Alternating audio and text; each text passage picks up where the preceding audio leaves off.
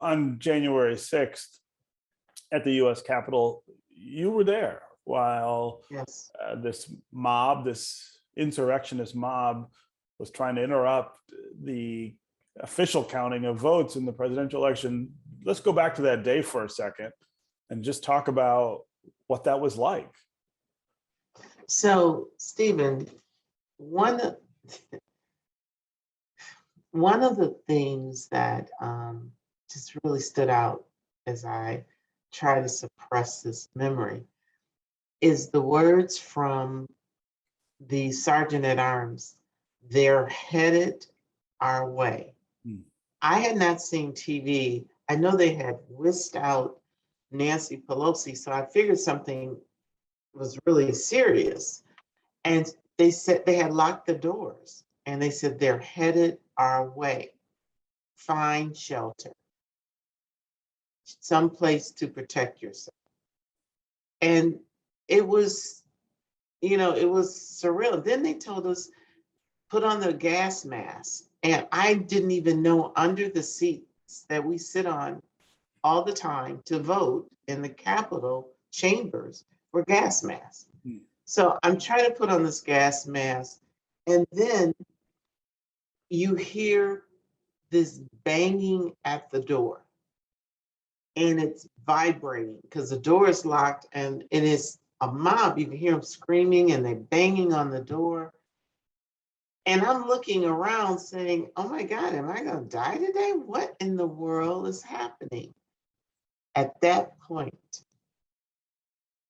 Capitol Police came in with their guns drawn and said, everybody exit this way. So it was the opposite end of the chamber. So the chamber has about 6 or 8 doors that you can get into to come on the floor. And it was the opposite end. Their guns are pulled and they're telling everybody, move, move, go, go, go. And Democrats and Republicans. So this is the point I want everyone to understand. This was not a partisan moment. And I tell people it's probably the most nonpartisan moment I've seen on the Hill lately, where Democrats and Republicans were literally running down back staircases and hallways to get to some place of safety. We were literally running because I had to grab a hand of one of the staff because she was older and she wasn't able to run. And I just pulled her and said, we gotta go, we gotta go. TCF and what happened here on the Hill and the Capitol was not the America I know. I was raised by a Southern woman who lived through the civil rights and Jim Crow laws, who took her right to vote as one of the most precious gifts of being an American. I was taken by the hand every election day to stand next to my grandmother as she voted so she could teach me, and she would constantly say, this is what will protect your rights and freedoms in America. And as an American citizen, you must vote.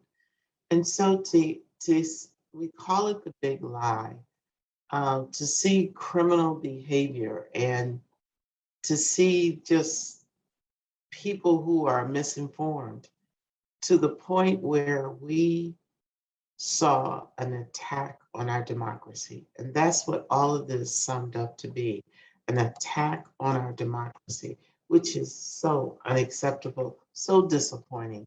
And it's just not the America that I know and I love.